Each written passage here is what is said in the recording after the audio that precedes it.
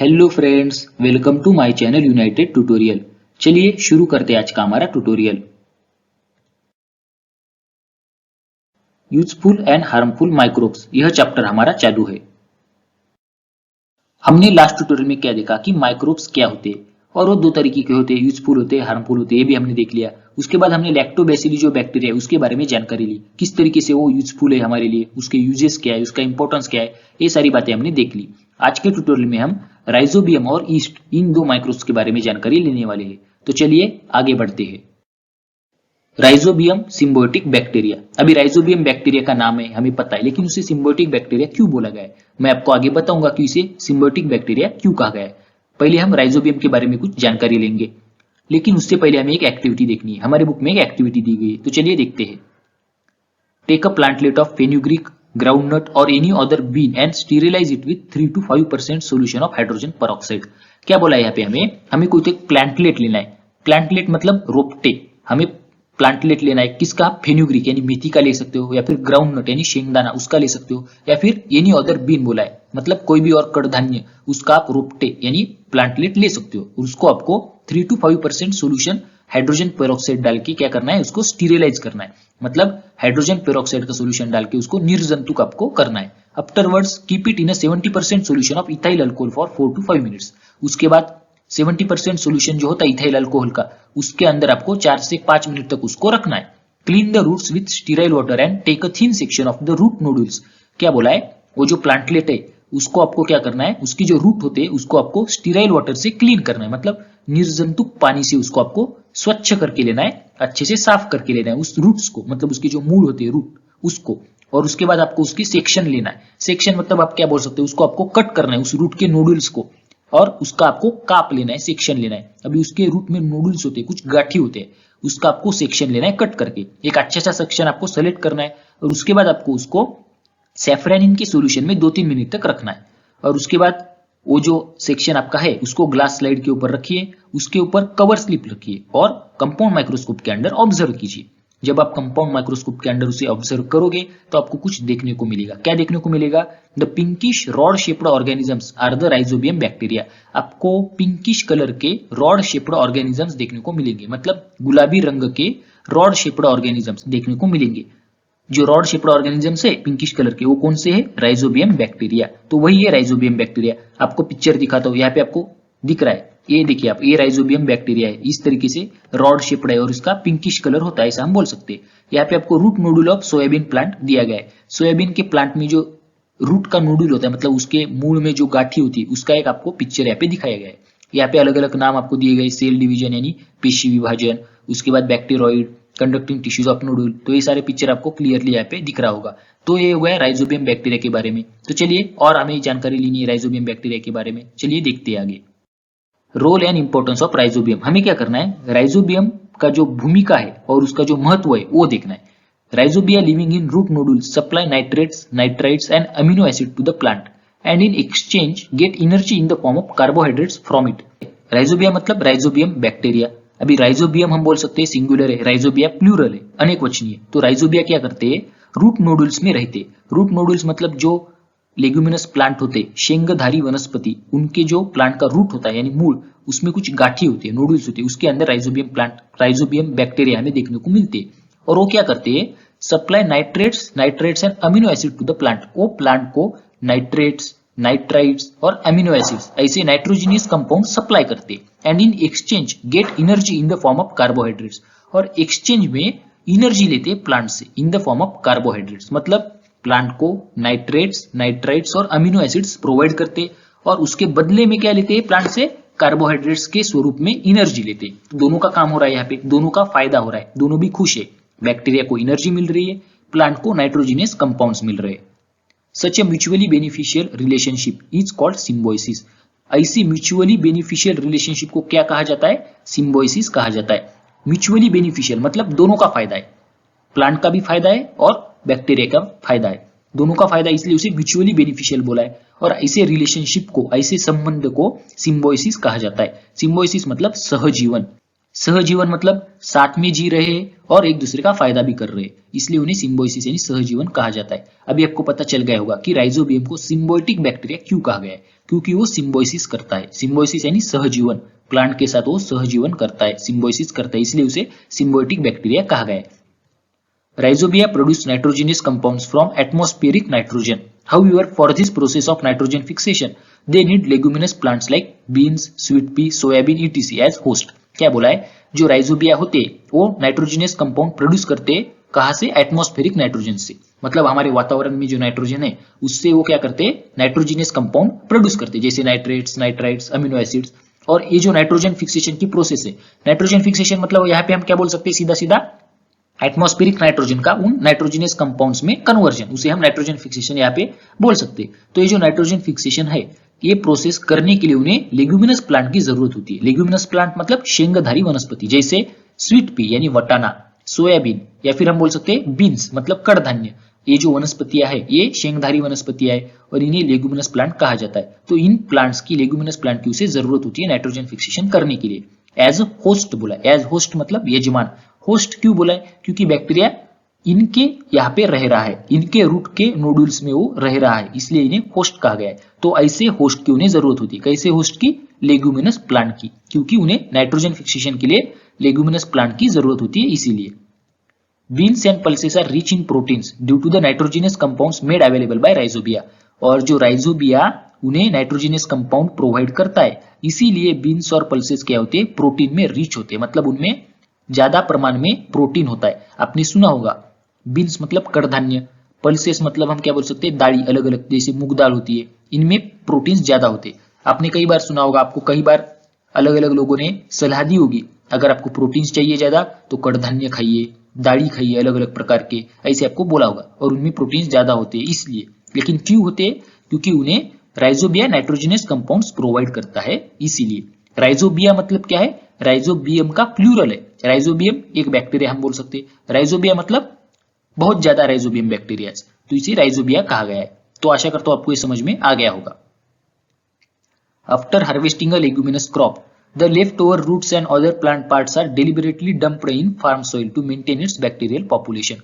क्या बोला है, हार्वेस्टिंग के बाद, लेग्यूमिनस क्रॉप की जब हार्वेस्टिंग होती, हार्वेस्टिंग मतलब कापनी, जब खेतों में पीक आ जाता है तब कापनी करते, मतलब अभी वो बेचने के लिए उसको कट करते, तो उसे हार्वेस्टिंग कहते हैं, आपको तो पता ही होगा। तो लेग्यूमिनस क्रॉप यानी शेंगधारी वनस्पति की जब कापनी हो जाती है, तो left over roots and other plant parts are deliberately dumped in farm soil to maintain its bacterial population.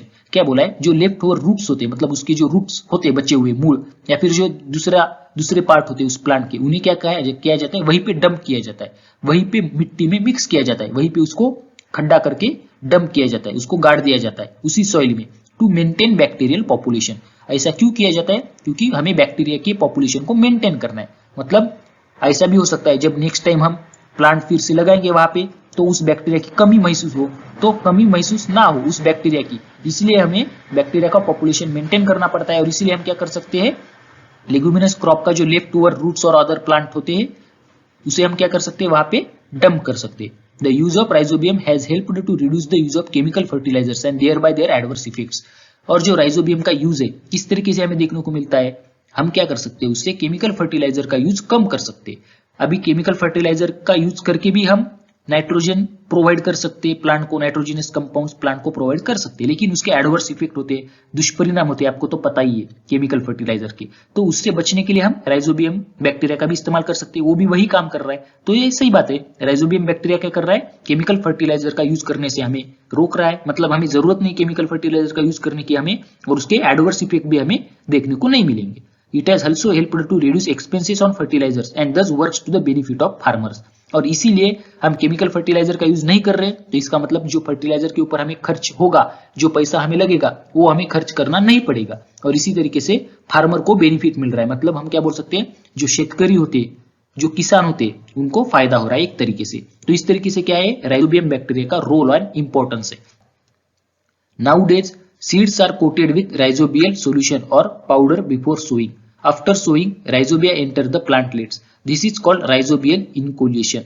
This experiment has helped in the supply of nitrogen to cereal and other crops besides leguminous crop. क्या बोला है यहाँ पे, आजकल क्या हो रहा है, बिफोर सोइंग मतलब जब हम कोई भी सीड लगाते हैं, मतलब हम जब क्या करते हैं, उस सीड को पेरते हैं खेती में, हमारे खेत में, तो उससे पहले ही वहां पे क्या किया जाता है, राइजोबियल सोल्यूशन के साथ या फिर पाउडर के साथ उस सीड के ऊपर कोटिंग की जाती है। मतलब हम क्या बोल सकते हैं, जो राइजोबियम का हम पाउडर है, मतलब जो राइजोबियम बैक्टीरिया युक्त जो पाउडर या फिर जो सोल्यूशन द्रव होगा, उसका उस सीड के ऊपर कोटिंग किया जाता है। और इससे क्या होता है, after sowing rhizobia enter the plantlets, मतलब जब हम पेरते हैं उस सीड को, उसके बाद वो राइजोबिया प्लांट के अंदर चला जाता है, क्योंकि हम पहले ही उस सीड के ऊपर उसकी कोटिंग कर रहे हैं।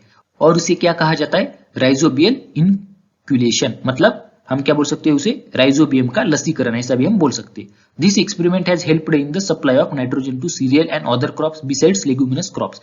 और इस प्रयोग की वजह से, इस एक्सपेरिमेंट की वजह से सिर्फ लेगुमिनस प्लांट या फिर लेगुमिनस क्रॉप ही नहीं, मतलब सिर्फ कडधान्य ही नहीं, उसके अलावा जो सीरियल होते, मतलब हम क्या बोल सकते हैं, उसके अलावा जो तृणधान्य होते या फिर जो अदर क्रॉप्स होते, उनको भी नाइट्रोजन का सप्लाई मिलता है। तो इस तरीके से आजकल नई टेक्निक का इस्तेमाल किया जाता है, उसे राइजोबियल इनक्यूलेशन कहते हैं। तो आशा करता हूं आपको राइजोबियम बैक्टीरिया के बारे में पता चल गया होगा सारी बातें, और उसका रोल एंड इंपॉर्टेंस भी आपको समझ में आ गया होगा। अभी हम देखेंगे ईस्ट के बारे में, तो चलिए आगे देखते हैं। ईस्ट, ईस्ट मतलब क्या होता है, किण्व, आपको पता होगा ईस्ट को किण्व को बोलते हैं। हमें यहाँ पे भी पहले एक एक्टिविटी दी गई है, चलिए देखते हैं। Bring active dry yeast from the market. Mix a spoonful of yeast, 2 spoonfuls sugar with a sufficient quantity of lukewarm water in a bottle. Fix a colorless transparent balloon on the mouth of the bottle. क्या बोला है, हमें active dry east market से लेना है, bye करना है, मतलब खरीदना है एक्टिव ड्राई ईस्ट। उसके बाद क्या करना है, हमें एक बॉटल लेनी है, उसके अंदर 1 चम्मच ईस्ट, 2 चम्मच शुगर और थोड़ा सा गर्म ल्यूक वार्म वाटर, मतलब थोड़ा हल्का सा गर्म पानी उस बॉटल में हमें मिक्स करना है। उसके बाद उस जो बॉटल का मुंह होगा, उसके ऊपर हमें एक कलरलेस ट्रांसपेरेंट, मतलब हम क्या बोल सकते हैं, रंगहीन पारदर्शक बलून आपको फिक्स करना है उस बॉटल के माउथ पे। जो बॉटल का मुंह होगा उसके ऊपर आपको एक बलून फिक्स करना है। What changes do you observe after 10 minutes, 10 minute के बाद आपको क्या देखने को मिलेगा। Mix lime water with the gas accumulated in the balloon, और आपको क्या करना है, जो बलून में गैस एक्यूमुलेट होगा उसमें लाइम वाटर मिक्स करना है। Collect the lime water in a beaker and observe it, what do you notice, और जो लाइम वाटर होगा बीकर में लीजिए, उसको ऑब्जर्व कीजिए, आपको क्या देखने को मिलेगा, ऐसा पूछा गया है। सारे क्वेश्चन के आंसर आपको बताऊंगा, पहले हम एक्टिविटी देख लेंगे। Take a drop of the solution from the bottle on a glass slide, put a cover slip over it and observe it under the compound microscope, store the solution in the bottle carefully. क्या बोला है, फिर वो जो solution का drop है glass slide के ऊपर लेना है, उसके ऊपर कवर स्लिप रखनी है, कंपाउंड माइक्रोस्कोप के अंदर उसको ऑब्जर्व करना है, और जो सोल्यूशन होगा उसको बॉटल में केयरफुली आपको क्या करना है, रखना है।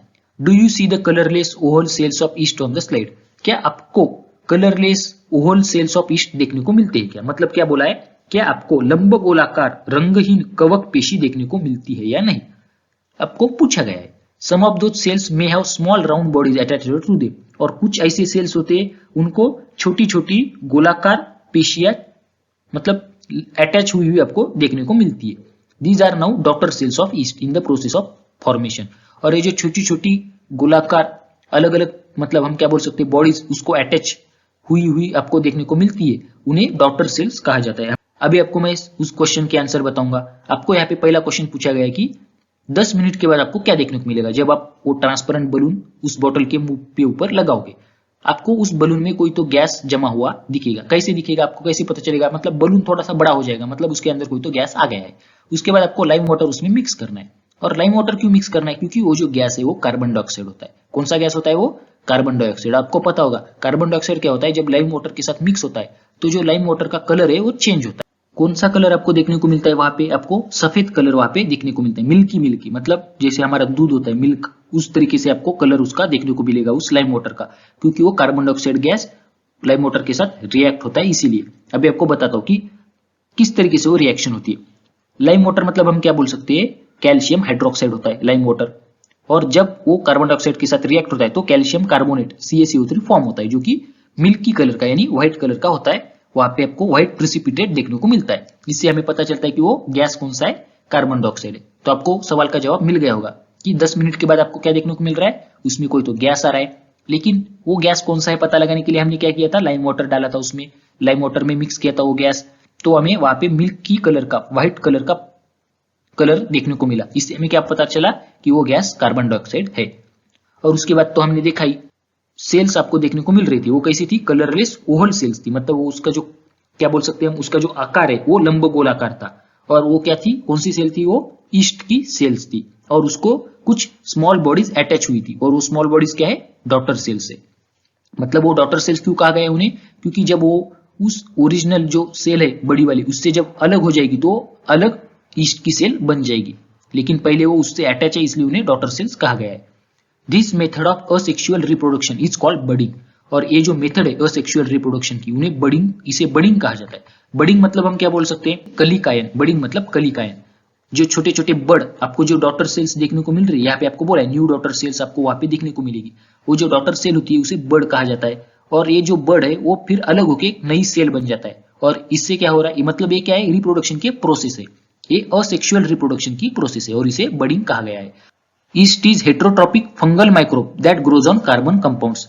क्या बोला है, ईस्ट क्या है, एक हेट्रोट्रॉपिक क्या है, फंगल माइक्रोब है। मतलब हम क्या बोल सकते हैं, ईस्ट क्या है, एक परपोषी कवक वर्गीय सूक्ष्मजीव है जो कि कार्बनी पदार्थों के ऊपर ग्रो होता है। ईस्ट क्या है, एक हेट्रोट्रॉपिक है, आपको याद रखना है, ईस्ट हेट्रोट्रॉपिक और फंगल है। फंगल मतलब कवक वर्गीय है, फंगस मतलब आपको पता है कवक, तो एक कवक वर्गीय है, और क्या है, हेट्रोट्रॉपिक यानी परपोषी है जो कि कार्बन कंपाउंड के ऊपर ग्रो होता है। East is unicellular fungus. और एक बात और इंपॉर्टेंट, ईस्ट क्या है, यूनिसेल्युलर है। East is unicellular fungus with 1500 different species in existence.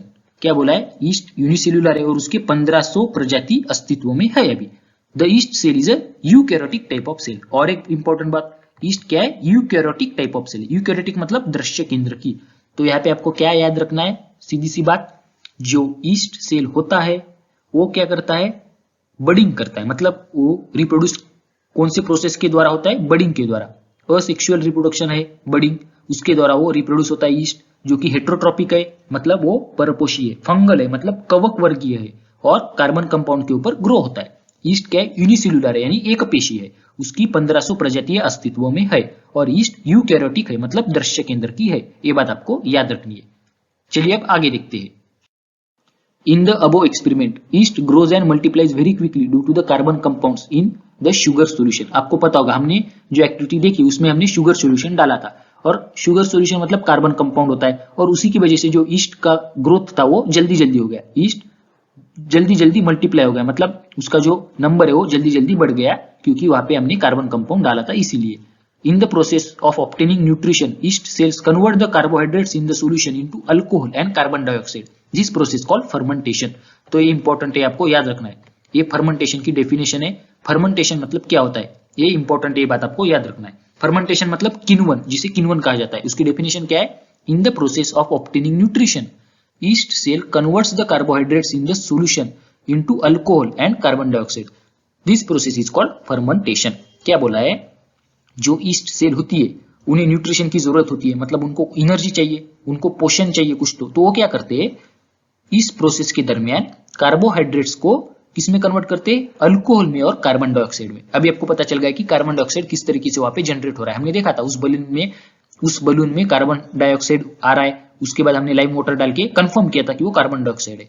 तो ये जो कार्बन डाइऑक्साइड है कैसे आ रहा है, क्योंकि वो क्या कर रहे हैं, न्यूट्रिशन की प्रोसेस के दरमियान कार्बोहाइड्रेट्स को किसमें कन्वर्ट कर रहे हैं, अल्कोहल और कार्बन डाइऑक्साइड में, और इस प्रोसेस को फर्मेंटेशन कहा जाता है। आपको यहाँ पे बाजू में ईस्ट सेल दिखाई गई है, ऊपर आपको फंगस सेल दिख रही होगी, ये फंगस सेल है, उसके बाद आपको नीचे ईस्ट सेल दिखाई होगी। आपको यहाँ पे दिख रहा है बड़, सेल वॉल, न्यूक्लियस, साइटोप्लाज्म। बड़ मतलब हम क्या बोल सकते हैं, कलिका, सेल वॉल मतलब पेशी भित्ति का, न्यूक्लियस मतलब केंद्रक, और साइटोप्लाज्म मतलब पेशी द्रव्य। अब ये जो बड़ है, आपको मैंने बोला था कि डॉटर सेल, आपको ये डॉटर सेल भी आप इसे बोल सकते हो, क्योंकि ये बड़ी वाली बॉडी को छोटी वाली बॉडी अटैच्ड है। कुछ देर बाद मतलब जब इनका रिप्रोडक्शन का सही टाइम आएगा तो क्या होगा, ये वाली सेल अलग हो जाएगी, इससे ये बड़ अलग हो जाएगा, मतलब ये वाली अलग सेल बन जाएगी और ये वाली अलग सेल बन जाएगी। तो इस तरीके से वो रिप्रोडक्शन हो रहा है इनका, एक सेल से दो सेल हो रही है, इस तरीके से ये क्या होते हैं, मल्टीप्लाई होते हैं, और ये असेक्सुअल रिप्रोडक्शन, इसे बडिंग कहा जाता है, मैंने आपको अभी बताया था। तो ये आपको फर्मेंटेशन क्या है समझ में आ गया होगा। बायो रिमेडिएशन मतलब हम क्या बोल सकते हैं, जैव उपचार। Yeast Yarrowia lipolytica is used to absorb the toxins released during the production of palm oil. and the heavy metals and minerals released in some other industrial processes. Saccharomyces cerevisiae is used for absorption of a pollutant arsenic. Oil spills in oceans are cleaned with the help of Alcanivorax bacteria. क्या बोला है यहाँ पे, जो palm oil होता है, palm तेल, उसकी निर्मित के दरमियान कुछ टॉक्सिक सब्सटेंसेस यानी विषारी पदार्थ तैयार होते हैं, या फिर कोई और औद्योगिक प्रक्रिया होती है जिनमें क्या होती है, कुछ धातु या फिर कुछ क्षार जो कि मतलब हानिकारक हो सकते हैं, ऐसे निर्माण होते हैं। तो इन्हें एब्जॉर्ब करने के लिए, उनका शोषण करने के लिए यारोविया लाइपोलिटिका, ये जो ईस्ट है, इसका यूज किया जाता है। उसके बाद क्या बोला है, जो सैक्रोमाइसिस सेरेविसी, ये जो ईस्ट है वो क्या करता है, अर्सेनिक का क्या करता है, शोषण करता है, अर्सेनिक का शोषण करता है, एब्जॉर्ब करता है अर्सेनिक को, जो कि एक पोल्यूटेंट है, मतलब उससे पोल्यूशन हो सकता है। और जो अल्केनिहोरेक्स बैक्टीरिया है उसकी मदद से जो ऑयल स्पिल होता है ओशियन में, उसे क्लीन किया जाता है। मतलब हम क्या बोल सकते हैं, जो तेल गलती होती है समुद्र में, उसकी स्वच्छता किससे की जाती है, अल्केनिहोरेक्स बैक्टीरिया की मदद से। तो इस तरीके से जो ईस्ट है उसका एक यूज है, ऐसा हम बोल सकते हैं। Often alcohol is produced along with sugar in sugar factories. कई बार क्या होता है, अल्कोहल प्रोड्यूस किया जाता है शुगर के साथ ही, शुगर फैक्ट्री में, मतलब जिस शुगर फैक्ट्री होती है वहीं पे अल्कोहल की भी फैक्ट्री होती है, कई बार ऐसा होता है। Molasses is produced from sugar cane juice, it is rich in carbohydrates. Molasses मतलब हम क्या बोल सकते हैं, मड़ी, उसका जो रस होता है उससे मड़ी मिलती है हमें, और उसमें क्या होता है, कार्बोहाइड्रेट्स रिच होते हैं, बहुत ज्यादा होते हैं carbohydrates. Molasses is fermented with the help of the yeast called Saccharomyces. Saccharomyces जो है ईस्ट, उसकी मदद से फर्मेंटेशन किया जाता है। फर्मेंटेशन मतलब अभी हमने देखा था, किण्वन, किण्वन किया जाता है किसका, जो मड़ी हमें मिल रही है, जो मोलासिस हमें मिल रहा है शुगर केन से, उसका फर्मेंटेशन किया जाता है। In this process ethanol C2H5OH alcohol is produced as a primary product and ester and other alcohols as secondary product. और ये जो प्रोसेस है, इस प्रोसेस के दरमियान हमें इथेनॉल मिलता है, C2H5OH इथेनॉल, जो कि एक अल्कोहल है, इथेनॉल को इथाइल अल्कोहल भी कहते हैं। ये अल्कोहल मिलता है एज अ प्राइमरी प्रोडक्ट, मतलब ये क्या है, प्राथमिक उत्पादन है उसका, और उसके साथ कुछ ईस्टर और कुछ अदर अल्कोहल्स भी हमें मिलते हैं। Spirit and other alcohols can be obtained from ethanol, और इथेनॉल से हमें स्पिरिट मिलता है और कुछ अदर अल्कोहल्स भी यानी मद्यार्क भी हमें मिलते हैं। Ethanol is also a smokeless and high quality fuel. Ethanol क्या है, हाई क्वालिटी फ्यूएल है। अभी आपको पता होगा इंडियन गवर्नमेंट में क्या किया है, 10% इथेनॉल कंपलसरी किया है पेट्रोल और डीजल में, मतलब जो हमें पेट्रोल और डीजल मिलता है उसमें 10% इथेनॉल भी होता है, क्योंकि इथेनॉल एक गुड क्वालिटी फ्यूएल है और क्या है, ये स्मोकलेस, मतलब हम क्या बोल सकते हैं, पोल्यूशन नहीं करता, उससे ज्यादा पोल्यूशन नहीं होता। Besides molasses, maize, barley and other grains are also used for industrial production of ethanol. सिर्फ मोलासिस यानी सिर्फ उसकी जो मड़ी होती है इसी का इस्तेमाल नहीं किया जाता, मेज, बार्ली एंड अदर ग्रेन्स, मतलब हम क्या बोल सकते हैं, मक्का, जौ, सातू, इनका भी इस्तेमाल किया जाता है। कुछ अदर धान्य होते हैं उसका भी इस्तेमाल किया जाता है इथेनॉल के प्रोडक्शन के लिए। Glucose and fructose, the sugars present in grape juice are also fermented with the help of yeast to produce alcohol which is used for making wines। अभी आपको पता होगा वाइन की निर्मित के लिए जो ग्रेप जूस होता है उसका इस्तेमाल किया जाता है, उसमें ग्लूकोज और फ्रुक्टोज, ये शुगर होती है ग्रेप जूस में, उसका फर्मेंटेशन करके किसकी मदद से फर्मेंटेशन करते, ईस्ट की मदद से उसका फर्मेंटेशन करते और अल्कोहल मिलता है और उससे वाइन बनाते। अभी आपको पता होगा नासिक में बहुत ज्यादा वाइन की फैक्ट्रीज है, क्योंकि नासिक में बहुत ज्यादा प्रमाण में द्राक्ष मिलती है। द्राक्ष मतलब आपको पता होगा ग्रेप्स, ग्रेप्स बहुत ज्यादा प्रमाण में वहां पे मिलते हैं, और उसी की वजह से वहां पे आजू बाजू में, नासिक के आजू बाजू में वाइन फैक्ट्रीज बहुत ज्यादा है, उससे वाइन बनता है ग्रेप से फर्मेंटेशन करके, तो इसीलिए वहां पे बहुत ज्यादा क्या है, वाइन फैक्ट्रीज है। ये बात आपको पता होगी। तो हमने यहाँ पे क्या क्या सीखा कि ईस्ट से फर्मेंटेशन किस तरीके से किया जाता है, फर्मेंटेशन किसे कहते हैं, फर्मेंटेशन की क्या क्या यूजेस है हमने अभी देखा है। फर्मेंटेशन की मदद से हमें इथेनॉल मिलता है, हम अल्कोहल का प्रोडक्शन करते हैं, उससे वाइन बनाते हैं। और एक बात आपको बताता हूँ, जो हमारे पाव होते, पाव मतलब आपको पता होगा, जो हमारे ब्रेड पाव जो होते वो कैसे होते, थोड़े स्पॉन्जी होते। क्यों होते, क्योंकि उसमें उसके फ्लोर में, मतलब जब वो बनाते पाव, तो उस बनाते समय उसमें ईस्ट मिलाया जाता है, और ईस्ट मिलाने के कारण वहां पे फर्मेंटेशन होता है, कार्बन डाइऑक्साइड रिलीज होता है, और उस कार्बन डाइऑक्साइड की वजह से जो पाव, जो ब्रेड हमें देखने को मिलते हैं वो कैसे होते हैं, थोड़े स्पॉन्जी होते हैं। हमारी रोटी जो होती है वो स्पॉन्जी होती है क्या, वैसी नहीं होती, क्योंकि वहां पे हम ईस्ट नहीं मिलाते, तो वहां पे कार्बन डाइऑक्साइड नहीं आएगा, तो स्पॉन्जी नहीं बनेगा।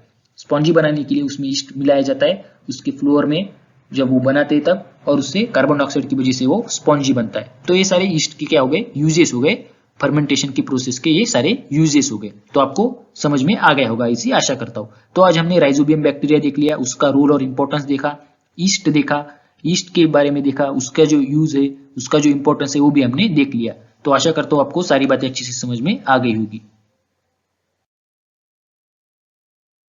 अगर आपको ये वीडियो अच्छा लगा हो तो वीडियो को लाइक कीजिए, आपके दोस्तों के साथ शेयर कीजिए और चैनल को सब्सक्राइब करना मत भूलिए। चैनल को सब्सक्राइब करने के बाद नोटिफिकेशन बेल को ऑन कीजिए ताकि आपको टाइम पे नोटिफिकेशन मिलता रहे। अब हम मिलेंगे नेक्स्ट ट्यूटोरियल में, तब तक के लिए ta-ta bye bye, take care.